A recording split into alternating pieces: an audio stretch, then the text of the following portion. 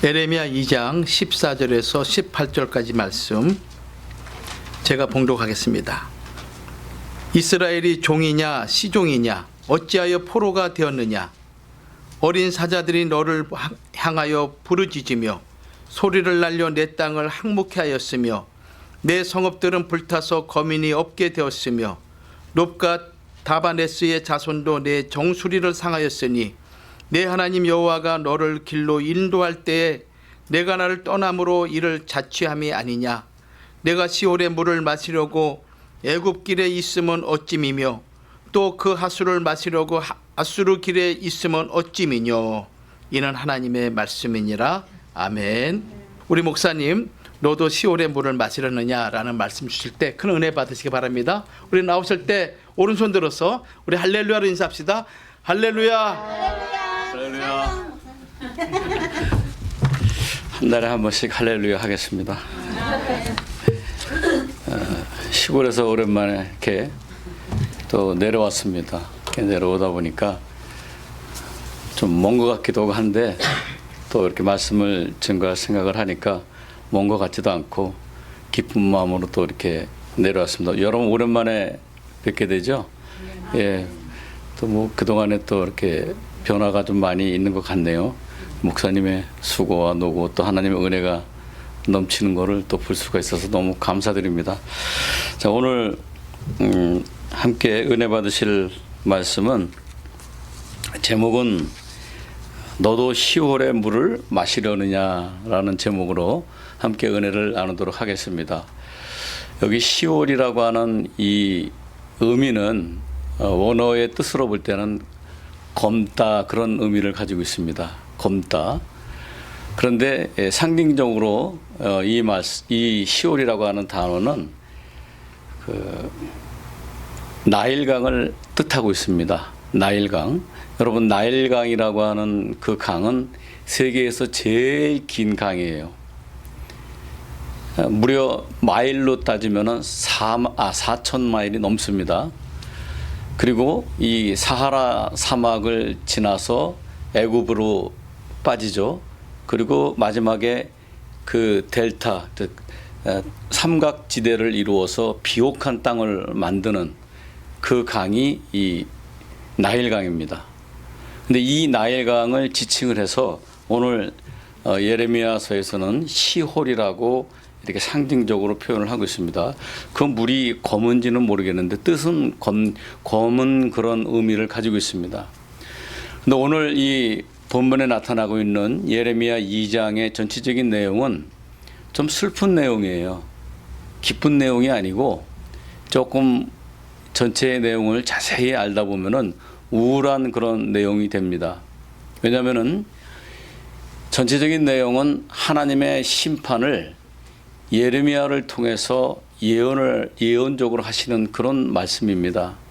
그러면서 이 말씀 가운데에는 얼마나 하나님이 이스라엘 백성들을 사랑을 했고 그리고 하나님이 이스라엘 백성들을 얼마나 세계 그 어느 나라보다도 더 특별하게 여기고 그리고 하나님의 숨결과 하나님의 보호하심과 인도하심이 이스라엘 백성에게 이렇게 집중이 돼 있었어요. 그런데 하나님이 여기서 말씀하시기를 뭐라고 말씀하시고 계시냐면은 내가 그렇게 너희들을 사랑하고 그리고 너희들을 보호하고 오늘까지 이렇게 인도해 왔는데 너희들이 왜 망할 짓을 하느냐? 왜 너희들은 망하는 길로 가고 있느냐? 그 말씀의 결론이 오늘 본문 그 설교 말씀의 제목이에요. 왜 너희들이 다시 이 시올이라고 하는 그 나일강의 물을 마시려고 하느냐? 그걸 책망하시는 의미가 바로 이 제목의 뜻입니다. 자, 여러분 이스라엘 백성들이 성경 전체의 내용을 볼 때에 창세기 1장부터 전체 내용을 쭉 보시게 되면은 이스라엘 선민들이 즉 저와 여러분들이 건너야 되는 강이 있고 건너지 말아야 될 강이 있습니다. 이스라엘 백성들이 애굽에서 430년 동안 종살이를 했습니다.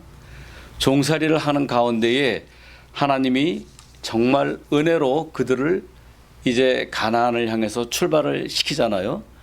그 출발을 시키는 가운데에 가장 먼저 마주한 것이 무엇이었습니까? 홍해를 건너는 사건이었죠. 홍해. 이 홍해를 건너게 하십니다. 홍해를 건너지 않으면 가나안 땅으로 들어갈 수 있는 관문 통과가 되지 않습니다.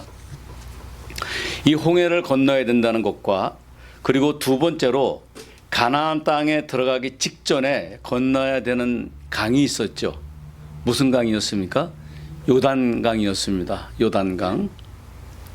그리고 이제 에벨과 아브라함이 믿음의 조상 아브라함이 악을 떠나서 건너간 강이 있습니다. 그 강이 바로 유브라데 강입니다. 이 유브라데 강은 그 의미가 천국 곡간이라고 하는 그런 의미를 가지고 있습니다. 이 세 강을 우리 믿는 성도들, 즉 이스라엘 백성들은 건너야 되는 영적인 의미가 있습니다.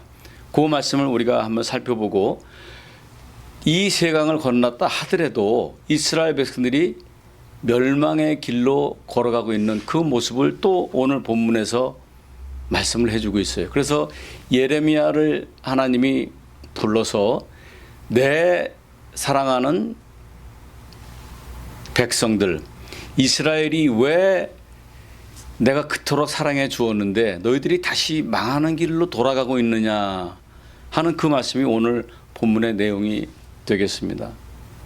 그래서 우리가 정말 끝까지 신앙생활을 잘했다 할지라도 다시 이 나일강으로 돌아간다고 하면, 즉 다시 말씀드리면은 애굽으로 돌아간다는 얘기예요. 다시 너희들이 왜 애굽으로 돌아가려고 하느냐 그 말씀을 예레미야서를 통해서 남유다와 북이스라엘 민족들에게 하나님이 심판, 너희들이 그렇기 때문에 심판을 받을 것이다. 하나님이 이 예레미야 1장 내용을 보게 되면은 내가 너희들을 어떻게 사랑했는지를 쭉 이렇게 나열을 하고 있습니다. 광야에서 내가 너희들과 함께 했지, 너희들이 줄일 때 내가 먹게 해줬지, 또 내가 너희들과 동고동락했지, 너희들은 마치 나의 자녀 백성처럼 내가 보호해 주었지, 너희들을 못살게 구는 사람은 내가 가만두지 않고 징벌을 내렸지, 이렇게 해서 내가 너희들을 보호해서 여기까지 왔는데 왜 너희들은 나를 의지하지 않고 이웃에 있는 강대국을 의지하려고 하느냐. 그러니까 하나님을 의지해야 되는데 오늘 이 본문의 내용을 보니까 이스라엘 백성들이 애굽과 아수르를 의지하는 것을 볼 수가 있습니다. 어려운 일이 있을 때에, 힘든 일이 있을 때에 누구를 의지해야 돼요? 우리는 하나님을 의지해야 되잖아요. 그런데 이스라엘 백성들이 오늘 본문 내용을 볼 때 하나님이 어디 있느냐라고 그렇게 생각을 하고 있습니다. 백성뿐만이 아니고 제사장들까지도, 목사들까지도 하나님이 어디 있느냐, 하나님을 찾으려고 하지도 않는데요. 하나님이 계신지도 몰라, 다 잊어버렸어요. 자기들이 오늘 자기들의 존재를 있게까지 하신 그 하나님의 근본을 다 부인하고, 그리고 애굽과 아수르를 의지한다는 얘기예요. 왜? 그 당시에 애굽과 아수르는 어떤 나라였습니까? 지금으로 얘기하면 미국이죠. 세계를 제패하고 세계의 강국이죠. 군사 강국이죠. 경제 강국이죠. 이런 애굽과 아수르를 의지하려고 하는 그 모습을 하나님이 보시면서 너희들은 심판받을 수밖에 없다 해서 하나님이 결론적으로는 뭐냐면은 북이스라엘은 주전 722년에 아수르에 의해서 결국은 멸망을 당했습니다. 그 다음에 남유다는 586, 결국은 남유다도 북이스라엘의 뒤를 따라서 그들의 죄악을 따라서 가다 보니까 결국은 망해버리고 말았습니다. 자기들이 의지했던 나라에 결국은 어떻게 됐어요?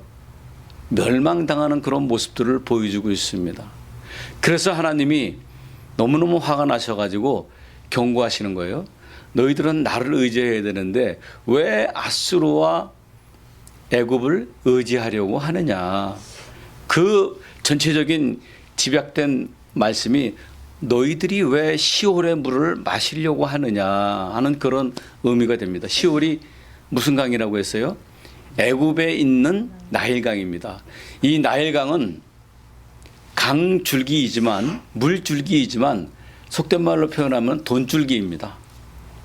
왜냐하면 그 지역은 사막 지역이죠. 그런데 이 나일강이 흐름으로 인해서 그 주변이 어떻게 됐어요? 비옥한 땅으로 바뀌게 됩니다.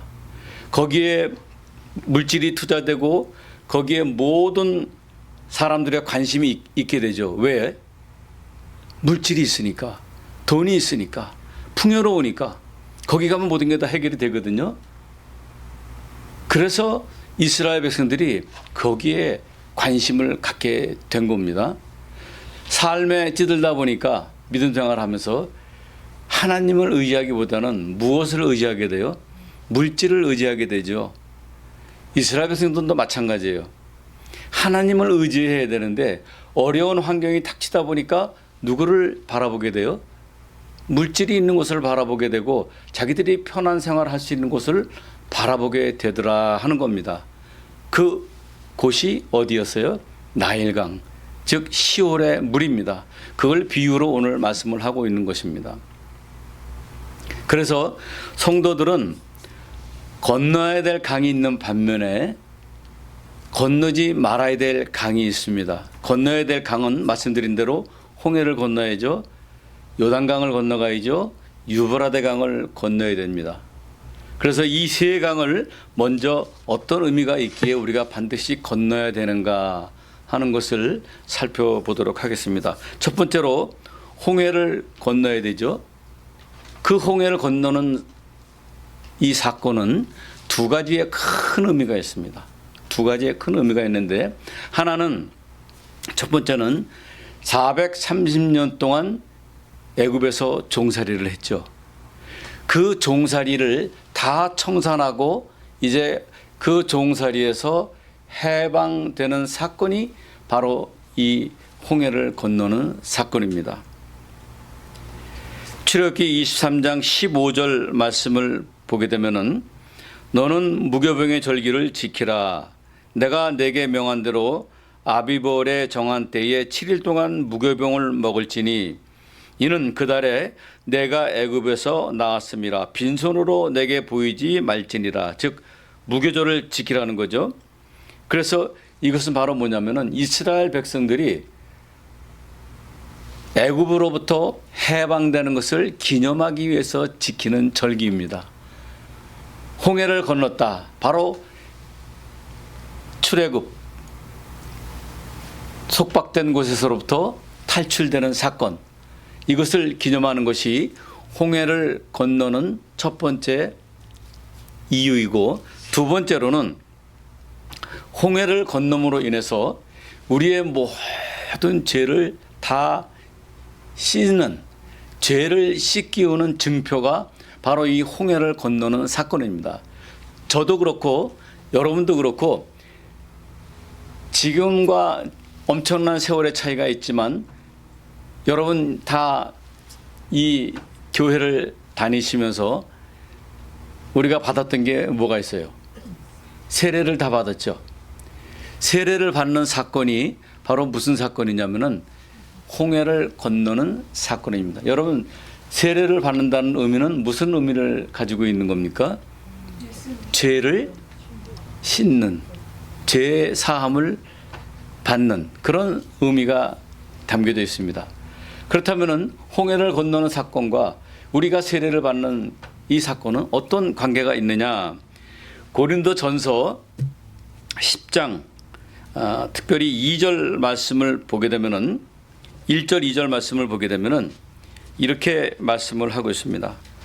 형제들아 너희가 알지 못하기를 내가 원치 아니하노니 우리 조상들이 다 구름 아래 있고 바닷 가운데로 지나며 모세에게 속하여 다 구름과 바다에서 세례를 받고 이렇게 표현을 하고 있습니다. 자, 이 말씀은 바다를 건넜다, 즉 홍해를 건넜다는 거죠. 모세 때 모세의 인도함을 따라서 홍해를 다 건넜습니다. 그런데 그 홍해를 건넌 그 사건을 여기에서는 뭐라고 표현을 하고 있습니까? 신약에서는 세례를 받고 세례를 받았다라고 표현을 하고 있습니다. 이스라엘 백성들이 출애굽해서 홍해를 건너는 사건은 단순히 홍해를 건너는 사건으로 끝난 것이 아니고 신약에 와서 이 말씀을 풀이해 주실 때에 이 일은 홍해를 건너는 것은 애굽에서 430년 동안 살면서 가지고 있었던 모든 이스라엘 백성들이 가지고 있었던 죄악의 속성, 그 죄악의 속성을 다 이렇게 씻기어주는 그런 사건이었다라는 것을 여기에서 말씀을 해주시고 있습니다. 그러니까 저와 여러분이 오늘 홍해를 직접 건너지는 않았지만은 우리는 하나님의 인도하심을 따라서 어디를 건넌 존재들이에요? 홍해를 다 건넌 그런 존재들입니다. 죄를 이미 다 씻겨 주셨다 하는 것을 말씀을 해주겠습니다. 이 두 가지가 바로 홍해를 건너는 그런 사건입니다. 그래서 성도는 반드시 어느 강을 먼저 건너야 돼요? 홍해를 건너야 됩니다. 그래서 우리가 교회에 처음 등록을 하고 교육을 받고 그 다음에 받는 게 뭐예요? 세례를 다 받잖아요. 그 세례 받는 것이 우리가 홍해를 건넌 사건이다. 성경은 그렇게 증거를 해주고 있습니다. 자, 이제 이스라엘 백성들이 뱀과 또 전갈과 수많은 죽음의 고비가 있는 광야 40년 그 생활을 하나님이 구름 기둥과 불 기둥으로 인도를 하시죠. 그리고 이제 마지막에 가나안 땅에 들어갈 때에 이스라엘 백성들이 건너야 될 강이 또 하나 등장을 하고 있습니다. 그 강이 뭐라고 그랬어요? 요단강입니다. 여러분, 요단이라고 하는 뜻은 어떤 의미를 가지고 있습니까? 요단이라고 하는 의미는 낮아지다, 낮은 곳으로 가다라는 그런 의미가 있습니다. 이스라엘 백성들을 하나님께서 광야 생활을 하게 하신 이유가 어디에 있었어요? 목이 곧았어요. 교만했습니다. 그래서 하나님께서는 광야 40년 동안을 걷게 하시면서 그들의 완악한 마음들을 수그러뜨리고 그들이 가지고 있었던 모든 죄악을 다 속성을 빼서 겸손한 마음, 또 하나님 앞에 순종하는 마음, 목이 곧지 않은 그런 백성으로 만들기 위해서 광야 40년 동안 이렇게 돌게 했습니다. 그런데 출애굽기 말씀을 보게 되면은 그렇게 하나님이 보호하시고 인도하시면서 끝까지 사랑을 베푸면서 광야 생활을 하게 해주셨는데 그 은혜에 대한 보답이 별로 그렇게 많지 않았어요. 사사건건 하나님을 대적하고 사사건건 하나님의 마음을 아프게 하고 심기를 불편하게 하는 그런 마음, 그런 모습들을, 그런 신앙의 모습들을 이스라엘 백성들은 가지고 있었습니다. 그렇게 모질게 말을 안 듣던 이스라엘 백성들이었지만은 그래도 하나님이 그들을 버리지 않고 끝까지 오른장중에 붙잡아 주시고 독수리 날개로 업어서 그들을 인도하셨다고 했습니다. 그 모습이 누구의 모습과 같아요? 누구의 모습과 같습니까? 예수님의 십자가만 찾지 말고 나에게서 찾아야죠. 우리의 모습 아니겠어요? 하나님의 마음을 아프게 해드리는 마음이 그 모습이 우리의 모습이죠. 너의 모습이 아니고 나의 모습이에요. 그런데 하나님은 그들을 놓지 않고 어떻게 했어요? 끝까지 오른장중에 붙잡아 주시고 끝까지 함께 하시면서 이렇게 인도해 주셨습니다. 그리고 이제 약속하신 가나안 땅에 들어가기 전에 그들을 한 강으로 앞으로 인도하시고 그 강을 또 건너가게 하십니다. 그 강이 바로 요단강입니다. 그래서 요단의 의미는 낮아지다. 여러분, 우리의 마음이 교만하고 여전히 교만하고 거만하고 목이 곧다 그러면은 요단을 건널 수가 없어요. 낮아지고 겸손하고 순종하고 하는 그런 모습이 됐을 때에 건널 수 있는 강이 바로 이 요단강입니다. 그래서 이 요단을 건널 때에는 아무나 건널 수 있는 그런 강이 아닙니다. 특별히 사람의 힘으로는 건널 수 있는 그런 강이 아니에요. 요단강의 특색을 보게 되면은 요단강은 지형상 물살이 굉장히 빠른 그런 지역을 이스라엘 백성들이 건너가게 되어 있었습니다. 지형이 빠른 곳을 어떻게 건너갑니까? 못 건너가죠. 다 휩쓸려 내려갑니다. 그리고 이 요단강을 건너갈 때에 여호수아 3장 15절 말씀을 보시게 되면은 물이 범람을 했다고 그랬어요.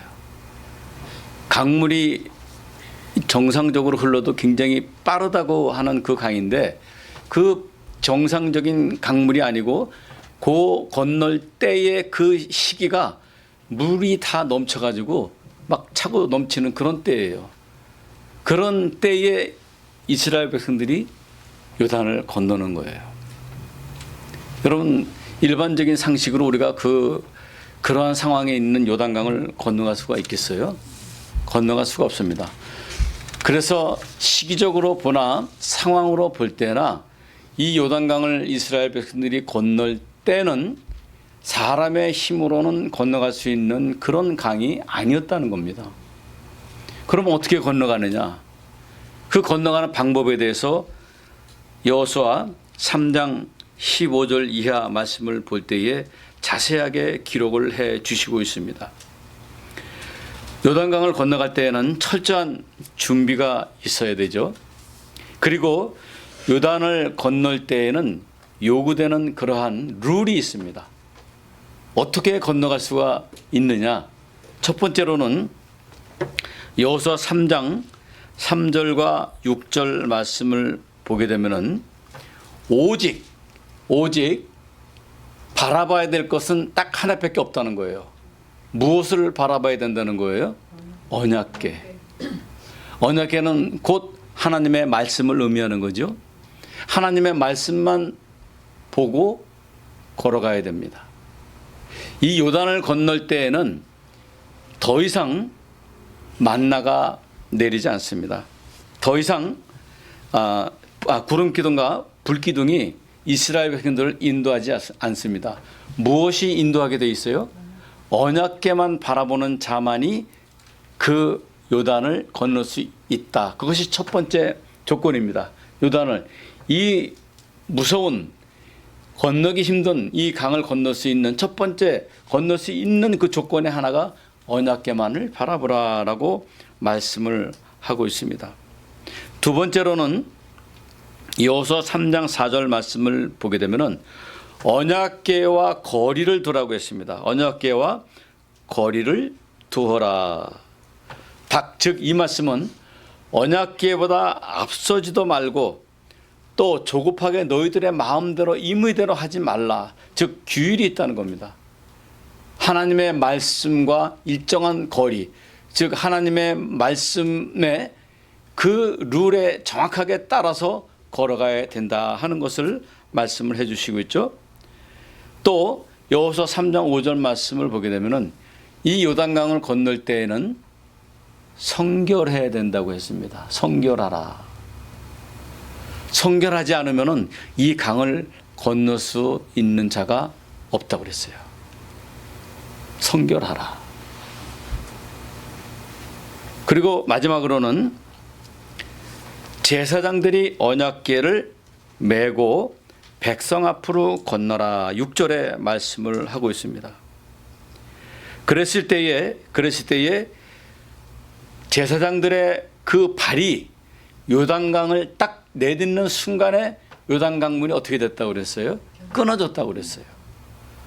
이 사건은 마치 이스라엘 백성들이 홍해를 건너는 사건을 연상시키지 않습니까? 이스라엘 백성들이 홍해를 건널 때에도 이와 같은 사건이 있었고, 또 오늘 요단강을 건널 때에도 이런 사건이 또 벌어지고 있습니다. 이 일은 하나님이 개입하지 않고서는 절대로 일어날 수 있는 그런 사건이 아니잖아요. 그래서 홍해를 건너게 하시는 하나님의 역사도 분명히 우리가 볼 수가 있고, 또 요단을 건널 때도 하나님의 역사가 개입하셨다는 것을 우리에게 가르쳐 주시고 있죠. 그래서 이 네 가지의 이 룰을 지키지 않으면은 요단강을 건널 수가 없습니다. 절대적으로 말씀만을 바라봐야 됩니다. 사람의 생각으로 어떻게 건널 수 있는 그런 강이 아니라는 거죠. 그래서 홍해 건너는 사건과 또 인풋, 아웃풋, 나가는 그 사건은 하나님이 다 주권적으로 이렇게 하나님의 손에 있다 하는 것을 우리에게 보여주시고 있습니다. 그래서 요단강을 건너는 이 구속사적인 의미는 무엇을 의미하느냐? 40년에 걸친 광야 생활의 종결입니다. 40년에 걸친 광야 생활이 마무리되는 그런 사건이죠. 그 다음에 광야 생활은 종결되는 그러한 일이지만 가나안 땅에 들어가는 새로운 정착지에서의 새로운 출발이 시작된다는 거예요. 그래서 성경의 역사를 볼 때 하나님의 큰 새로운 역사가 시작이 될 때에는 반드시 어떤 사건이 앞에 놓여집니까? 강을 건너는 사건이 나타나고 있어요. 그 다음에 세 번째로 성도가 건너가야 될 강이 또 하나 있다고 했습니다. 그 강은 어떤 강이었습니까? 바로 유브라데 강입니다. 여러분, 이 유브라데라고 하는 이 강의 이름의 뜻은 천국 곡간이다라고 하는 그런 의미를 가지고 있습니다. 그래서 영적인 의미로 유브라데 강을 건넌 자들을 성경에서는 누구라고 부르고 있습니까? 즉 강을 건넌 자들을 히브리인이다라고 부르고 있습니다. 히브리인이라고 처음 그 이름을 들은 사람이 누구였어요? 아브라함이었잖아요. 아브라함을 향해서 다른 민족들이 히브리인이다. 그 히브리인이 즉 강을 건너온 자다라는 그런 의미거든요. 그렇다면은 아브라함이 왜 강을 건너느냐, 왜 성도가 이 유브라데 강을 건너야 되는가 하는 것을 우리는 깊이 또 생각을 해봐야 됩니다. 이 유브라데 강은 아담의 14대 손인 에벨이 건넌 강입니다. 에벨이 왜 이 유브라데 강을 건넜느냐? 에벨 시대에는 노아 홍수가 일어난 지 약 100여 년도 안 된 그런 시대입니다. 그런 시대에 이 에벨이 무엇을 목격을 하게 되냐면은 바벨탑을 쌓는 사건을 목격을 하게 됩니다. 노아 홍수가 일어난 지 얼마 안 됐는데 또 그 뒤에 나온 사람들의 하는 짓들이 바벨탑을 쌓는 그런 모습들이 보여지기 시작을 합니다. 이 에벨은 그러한 사건을 보면서 즉 바벨을 쌓는다고 하는 사건은 뭐예요? 죄가 성행해지는 하나님을 대적하는 일들이 또 곳곳에서 벌어지는 것을 의미하고 있지 않습니까? 이러한 세계에 에벨은 같이 살 수가 없었죠. 그래서 그 죄악의 성으로부터 탈출을 하게 됩니다. 떠나게 됩니다. 떠나면서 그가 마지막 정착역에 가서 정착하기까지 그 노정을 보게 되면은 걸어간 길을 보게 되면은 에볼라 왕국이라고 하는 그 왕국을 세우는데 그 왕국을 세우기 전에 건너간 강이 바로 유브라데 강이었어요. 그러니까 이 에벨은 죄악된 곳으로부터 자기 자신을 분리시키고 하나님의 뜻을 섬기기 위해서 신앙의 노정을 걸어갔는데 그때 유브라데 강을 건너서 세운 나라가 에볼라 왕국이었습니다. 여러분, 이 미국이라고 하는 땅이 신앙의 자유를 찾아서 청교도들이 이 땅을 온 것이 아니겠습니까? 바다를 건너서 왔잖아요. 왜? 종교적인 박해라든지 신앙을 지키려는 거에 대항하고 견디지 못하니까 신앙을 지키려고 건너서 이 미국 땅에 왔듯이 이 에벨도 바로 신앙을 지키기 위해서 유브라데 강을 건너서 마지막에 에볼라 왕국을 세웠습니다. 그렇다면은 아브라함은 어떤 일이 있었느냐? 아브라함은 갈대아 우르라고 하는 곳에서 그 아버지 데라죠. 데라는 무슨 일을 했습니까?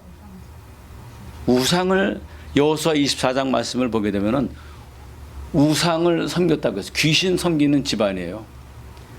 그때 떠나게 됩니다. 떠나다가 하란이라고 한 곳에 정착을 하죠. 근데 아버지는 움직이질 않아. 데라는 더 이상 가고 싶지 않아. 하나님이 다시 부릅니다. 아브라함에게 떠나라. 창세기 12장 1절 이하 말씀이죠. 그래서 떠납니다. 그때 떠나면서 아브라함이 건넜던 강이 바로 유브라데 강이에요.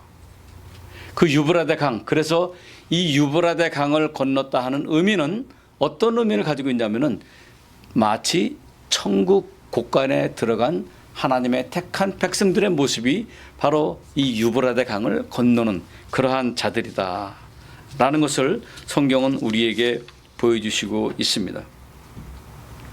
그런데 이 유브라데 강에 대해서 우리가 조금 더 생각을 해봐야 될 것은 뭐냐면은 과연 이 강을 떠날 때에 아브라함은 어떤 상황이었느냐? 그냥 하나님이 떠나라고 하니까 가자 하고 간 것이 아니고 떠날 때에 그 상황을 보게 되면은 저나 여러분이나 감히 쉽게 떠날 수 있는 그런 사건이 아니에요. 떠날 때에 다 누구를 버리라고 그랬어요? 아비, 친척 다 버리라고 했습니다. 그 속에는 무엇이 담겨져 있어요? 그동안에 내가 살아왔던 모든 나의 인적 관계라든지 나와 나의 존재가 있게 해준 아버지 데라 모든 것을 다 단절하고 떠나야 돼요. 가지고 있던 것도 다 놓고 떠나야 됩니다. 고향을 떠나야 돼요. 오직 갈 데를 몰라. 어디로 갈지를 몰라. 그런데 떠나라고 하니까 떠나는 거예요. 갈 바를 알지 못했다고 그랬어요. 히브리서 10장 말씀 볼 때.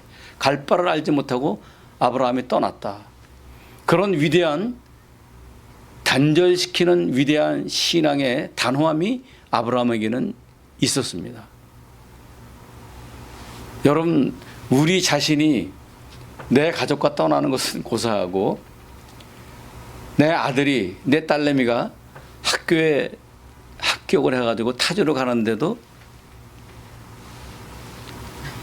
바가지로 흘리잖아요. 그렇잖아요. 좋은 일인데도. 그런데 영원히 이제는 못 볼 수도 있는 그런 관계가 형성이 되는데 떠나라. 아브라함이 그런 때 떠났다는 겁니다. 그때 떠난 아브라함, 에벨도 마찬가지죠. 그렇게 그런 마음을 가지고 오직 하나님의 말씀을 내가 제1주의로 제1일로 보고 하나님의 말씀만 보고 떠난다. 쉬운 일 아닙니다. 그런 마음으로 떠나면서 건너갔던 강이 바로 유브라데 강입니다. 그 유브라데 강을 건널 때에는 그런 깊은 슬픈 사연이 또 인생의 뒤안길에는 남겨지게 되죠. 그러나 그것이 그들의 발목을 잡지 못했습니다. 하나님의 말씀을 이기지 못했죠. 믿음은. 아브라함은 하나님의 말씀만 바라보고 갔다는 그런 의미가 담긴 것이 유브라데 강을 건넌다는 것입니다. 우리 성도가 건너가야 할 강이 바로 이렇게 세 개의 강이 놓여져 있습니다. 그렇게 건너갔다 하더라도, 그렇게 건너갔다 할지라도 오늘 본문의 내용을 보게 되면은 순간 어떤 일이 벌어지고 말아요. 다시 애굽을 바라보는 일이 벌어지고 있음을 우리에게 또 가르쳐 주시고 있습니다. 너희들이 왜 그렇게 모진 고생을 하면서 쭉 그렇게 강을 건너 왔는데 왜 또 너희들이 애굽을 바라보고 아수르를 바라보려고 하느냐. 그러면서 하나님이 그 전에 하신 말씀이 뭐냐면은 너희들이 하는 모습을 보니까 그렇게 내가 너희들을 보호해주고 했는데도 하나님이 없대요. 오늘 예레미야 2장 내용을 보게 되면은 13절 말씀을 보게 되면은요, 가슴 아픈 그런 말씀을 하시고 있습니다. 여호와 내 백성이 두 가지 악을 행하였다고 그랬어요. 두 가지 악을 행했다. 첫 번째는 곧 생수의 근원되는 나를 버린 것이다. 하나님은 생수의 근원이래요. 여러분, 생수의 근원이 마릅니까? 마르지 않죠. 아무리 세상이 가물어도 그 생수의 근원은 절대로 마르지 않습니다. 그런데 생수의 근원이 되는 나를 버린 것과 하나님을 버렸대요. 또 하나는 스스로 웅덩이를 판 것인데 그것은 물을 저축하지 못할 터진 웅덩이라. 스스로 물을 막 팠어. 잠시 물은 나올 수가 있죠. 그런데 그 우물은 터진 웅덩이래요. 그 물은 나와봤자 곧 어떻게 해요? 다 흘러서 없어진다는 거죠. 그 터진 웅덩이는 바로 무엇을 의미하고 있냐면은 눈에 보일 때는 어마어마한 그런 곳이에요. 즉 아수르, 애굽, 아주 화려하죠. 아주 풍요롭습니다. 굉장합니다. 거기 가면 무언가 얻을 수 있어요. 거기 가면 무언가 의지가 될 수 있어요. 그래서 거기를 의지했대요. 그런데 하나님이 말씀하시기를 거기는 터진 웅덩이야. 일시적인 곳이야. 언젠가는 말라버리는 곳이야. 그렇지만 나는 마르지 않은 그런 샘물이야. 그런데 너희들이 마르지 않은 샘은 버리고 마르는 샘은 의지했다. 이 두 가지가 오늘 너희들이 지은 가장 큰 죄다. 그러면서 하신 말씀이 예레미야 1장 말씀을 보게 되면은 2장 6절 말씀 보게 되면은 여호와께서 어디 계시냐. 하나님을 찾지 않았다는 얘기예요. 그렇게 말하지 않았대. 하나님 어디 계세요? 우리가 힘듭니다. 너무 고통스럽습니다. 구해 주세요. 하는 그런 말을 하지 않았대요. 하나님을 찾지 않았다고 했고, 또 8절 말씀을 보게 되면은 제사장들은 여호와께서 어디 계시냐 하지 아니하며 법 잡은 자들은 나를 알지 못하며 관리들도 나를 항거하며 선지자들은 바알의 이름으로 예언하고 무익한 것을 쫓았느니라. 여러분 꼭 어디를 보고 있는 것 같지 않아요? 어디의 모습을 보고 있는 것 같지 않습니까? 그런 이스라엘 백성들이 되어버리고 말았대. 하나님이 어디 계시냐? 백성뿐만이 아니고 누구도 그렇다는 거예요. 제사장들 자체도 하나님이 어디 계시냐 그렇게 얘기한대요. 즉 목사들도 그렇고 성도들도 그렇고 하나님을 찾으려고 하지 않고 그렇게 하나님이 인도해 주신 애굽 생활 430년 동안 했다고 하지만은 그 가운데 하나님이 계셨죠. 또 거기에서 뽑아내 주셔가지고 40년 동안 광야 생활하면서 하나님이 단 한시도 하나님의 눈이 떠난 적이 없습니다. 그렇게 보호해 주셨는데도 그들은 하나님이 어디 계셔? 하나님 안 계셔. 우리는 애굽을 바라볼 거야. 우리는 아수르를 바라볼 거야. 그렇게 우리는 물질을 바라볼 거야. 물질이 아무리 믿음이 좋아도 돈 없으면 꽝이야. 그런 얘기 우리 자주 하잖아요. 아무리 믿음이 좋아도 물질이 따라주지 않으면 하나님 사업할 수 있어? 물질이 최고지. 그렇게 이야기합니다. 이치적으로 맞는 이야기죠. 이치적으로 옳은 이야기입니다. 그러나 하나님은 그렇게 생각하지 않아요. 저도 이 말씀을 보면서 많이 후회했어요. 많이 회개하고. 뭘 회개했느냐? 성전을 이렇게 준비하다 보니까 필요한 건 많잖아요. 그러다 보니까 이 생각도 하고 저 생각도 하게 되더라고요. 그런데 어느 순간에 이 말씀 가운데 하나님만 바라봐야겠구나. 하나님이 역사해 주시겠구나 하는 것을 저는 깨닫게 됐고, 그동안에 이렇게 여러 가지 잡생각이 들었던 그런 모습들이 참 부끄럽고 회개를 하게 되더라고요.